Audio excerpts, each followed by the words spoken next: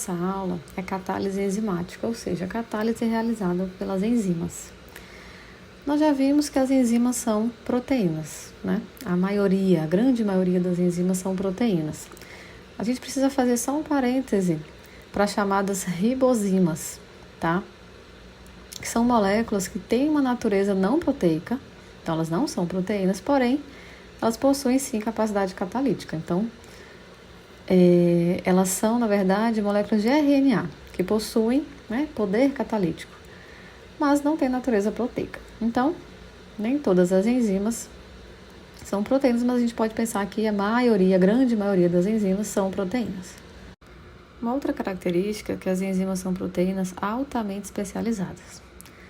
Além disso, elas têm um poder catalítico extraordinário, tá? Quando a gente compara, né, o poder catalítico das enzimas com catalisadores sintéticos ou inorgânicos, elas têm um poder catalítico muito maior, certo? Também um alto grau de especificidade para os seus respectivos substratos. E aí, como exemplo, né, a gente colocou aqui a lactase. Então, se termina com ase, é enzima. Ela degrada a lactose, né? Termina com ose, vocês já viram na aula de carboidratos, é um carboidrato. Então, a lactase, ela só vai agir sobre a lactose, tá? Não vai agir sobre outros carboidratos, por exemplo. Então, a enzima lactase, ela é específica ali, né? Ela tem esse alto grau de especificidade sobre o seu respectivo substrato, no caso, a lactose. Um outro exemplo que tem aqui é da enzima lipase, termina com ase, é enzima. Lipase, ela vai atacar lipídios, né? Gorduras. Então, esses dois exemplos aí para representar esse alto grau de especificidade para o seu respectivo substrato. Então, o substrato da lactase é a lactose, e o substrato da lipase é o lipídio, né? Gordura. E, além disso, esses catalisadores atuam em soluções aquosas sob condições brandas, né? Então, quando a gente for comparar com catalisadores sintéticos ou inorgânicos, as enzimas vão trabalhar em condições brandas de temperatura e pH, certo? Então, as enzimas são proteínas altamente especializadas, elas têm um poder catalítico, né, muito alto, né, extraordinário, muito maior do que catalisadores sintéticos ou inorgânicos. Além disso, a questão da especificidade e que trabalham em condições brandas de temperatura e pH. Diante dessas características, a gente vai ver agora que as enzimas, né, a catálise enzimática, a catálise feita por enzimas, está realmente no centro da vida, né? É responsável aí por manter realmente a vida. Por quê?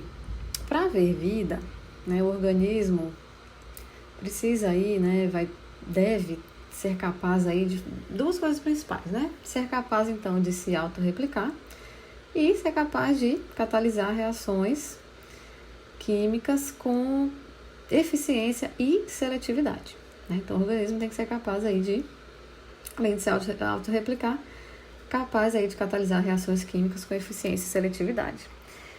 Com isso, gente, as enzimas estão, como eu disse, no centro, né, de cada um dos processos bioquímicos.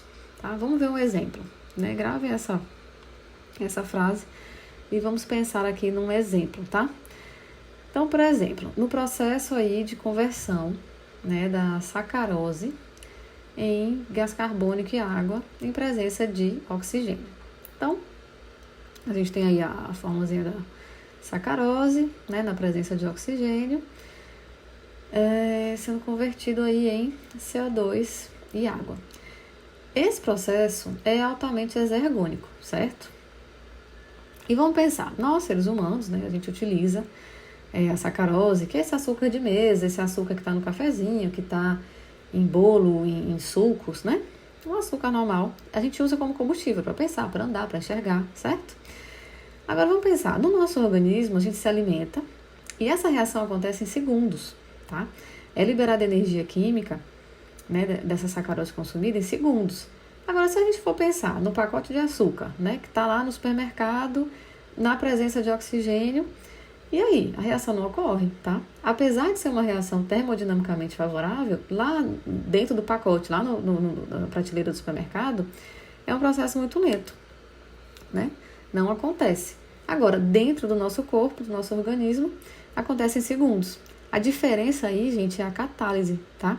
Sem catálise, realmente as reações aconteceriam, né, num tempo muito lento e não haveria nem vida. Por isso, a gente tem essa conclusão de que as enzimas estão aí, né, realmente no centro das reações bioquímicas, né, e realmente são aí responsáveis até mesmo pela vida, porque as reações realmente podem acontecer, né, sem essa catálise, sem o catalisador, porém de forma muito lenta, né? Então, para que as reações aconteçam realmente na velocidade ideal, precisa dessa catálise, desse catalisador, né, que são as enzimas. E para falar, né, sobre a aplicação das enzimas, eu queria muito que vocês lembrassem o primeiro seminário, né, que a gente tratou aí, né, que as enzimas podem ser aplicadas aí. Estão relacionadas tanto a doenças, seja na falta, né, alguma doença genética hereditária, a pessoa não produz aquela enzima, ou pelo excesso de atividade de alguma enzima. Também está relacionada ao diagnóstico de doenças, né, então a gente faz ali o exame de sangue e vê quanto daquela enzima está sendo produzida, que tem, né, relação aí com o diagnóstico de várias doenças. Também vimos aplicação em medicamentos, a gente viu que medicamentos agem também por interação com enzimas. E aí, uma infinidade aí de aplicações, né, da engenharia química, na tecnologia de alimentos, na agricultura, tá? Então, eu queria que vocês lembrassem aí, rapidamente, né, o que a gente viu no primeiro seminário, e vocês vão conseguir puxar aí, né, essas aplicações todas de enzimas. E aí a gente tem também esse quadro que detalha um pouco mais, né? Então, a aplicação aí das enzimas na indústria de alimentos e bebidas. Então, a gente viu cerveja, né? Aqui também tem clarificação de vinhos. E a gente tem também produtos de limpeza, né? Então, a gente sabe que tem enzimas, né, em alguns detergentes, lava-roupas, tá? Para remoção aí de manchas difíceis, produtos de limpeza, produtos para limpar lente de contato, tá? Também na indústria têxtil, até tivemos um exemplo desse no seminário, né? Enzimas para alvejar celulose, lembram?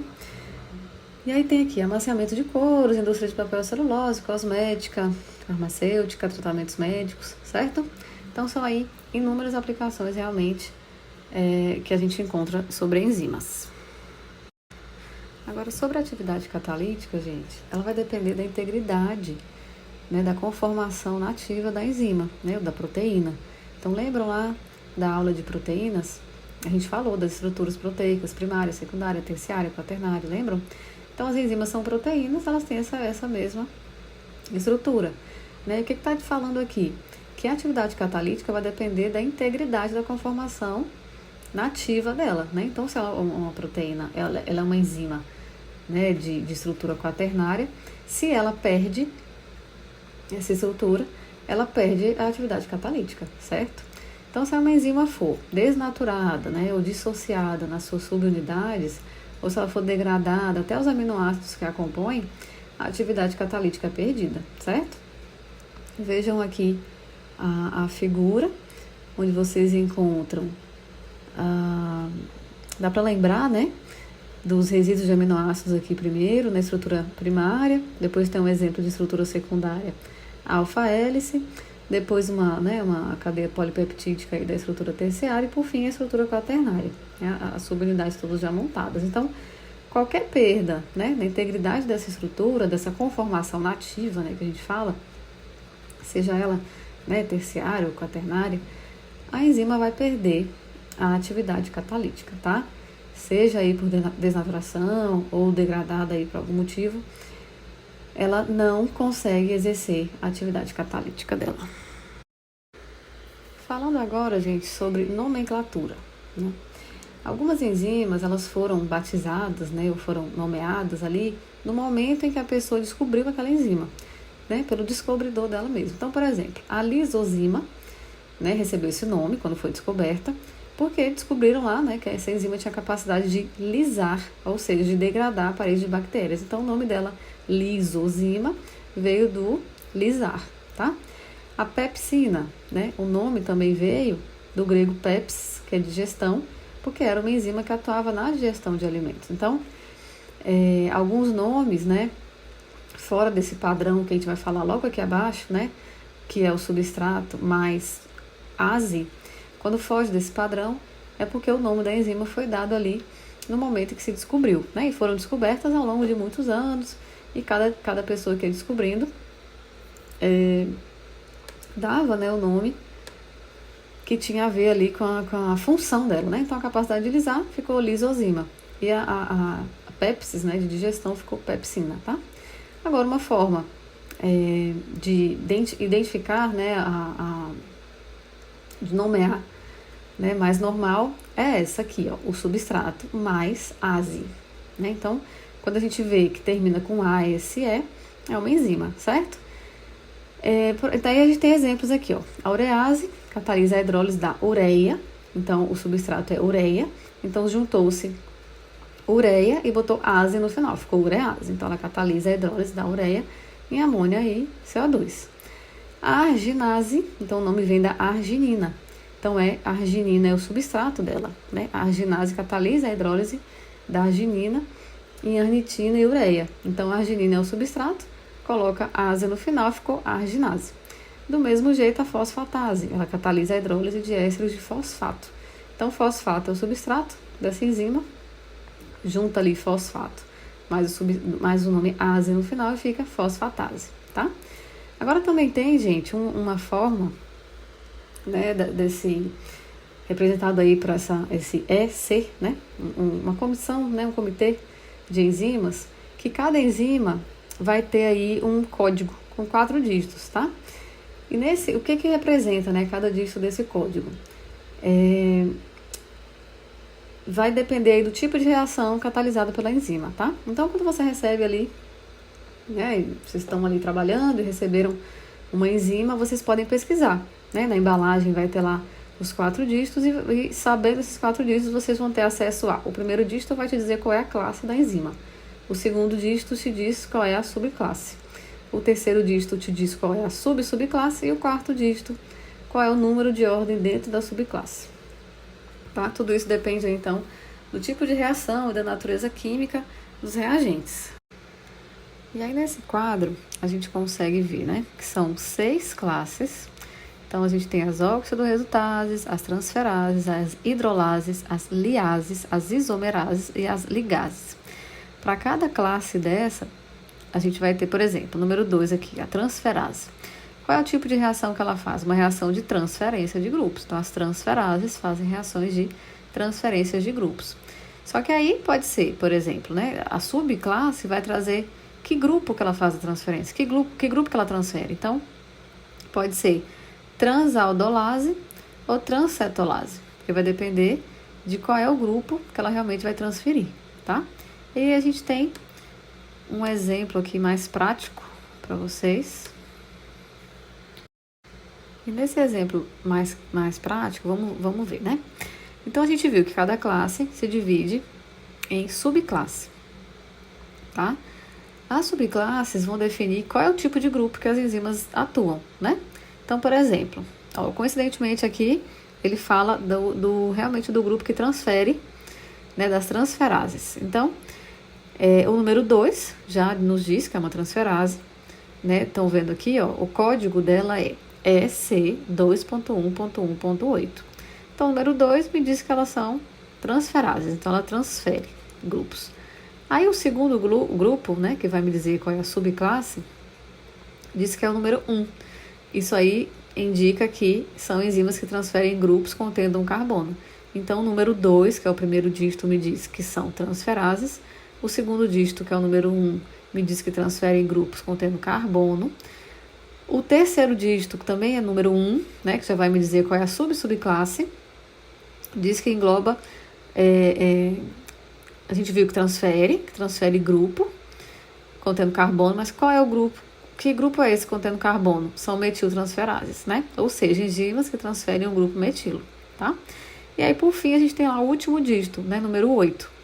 Esse último dígito me diz, é bem específico, né, a reação que ela catalisa. Então, nesse exemplo aí, seria a enzima estamina N-metiltransferase, tá? Então, ela catalisa especificamente a transferência de um grupo metilo para a estamina.